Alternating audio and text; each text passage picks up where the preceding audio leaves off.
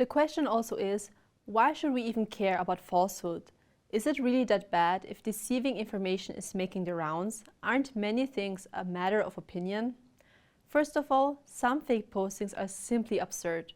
It's hardly surprising that people laugh at some claims, such as the belief that the Earth is flat, or, for example, that airplanes spread toxic substances in the sky to poison the population. This is known as the chemtrails theory. Followers of the chemtrails theory spread harmless pictures of airplanes. Then they steer the fear that you can see a tank with toxic substances. This is nonsense. This picture is real, but what you actually see is a fuel tank inside an airplane. Some fake stories do sound funny, but actually there are three kinds of dangers. First, people do adjust their lives according to such stories. This means that they buy questionable products on the internet to protect themselves from chemtrails or other made-up threats. This unfortunately goes all the way to people drinking disinfectants to protect themselves from real or fake illnesses. People can hurt themselves by believing this kind of unscientific nonsense. Secondly, conspiracy theories can make people consider violence.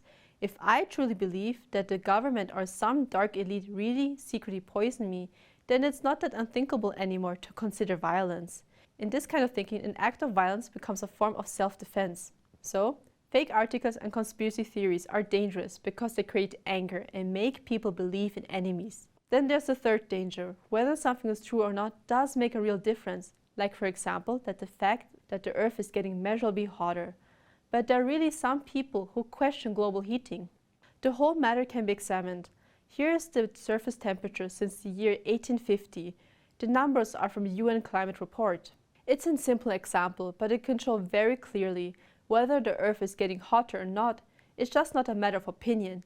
These things can be measured by institutions such as NASA or the Japanese Meteorological Agency. Certainly, there are issues which are up to debate. We as a society, for example, can and should discuss what the right response to global heating should look like.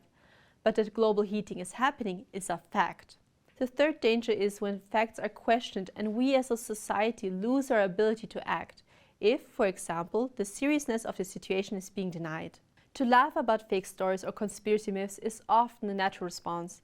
But in reality, a lot of things stop being funny because people make bad decisions for themselves and others when they believe in something that is wrong. It's not funny because scapegoats and imaginary enemies are created with the help of such stories. In the worst case, we as a society don't focus on the important issues because we're too busy to counter nonsensical or unproven claims, instead of looking reality in the eye. And now there's a question for you. Can you think of examples where misinformation was spread that could have negative consequences if people believed in it?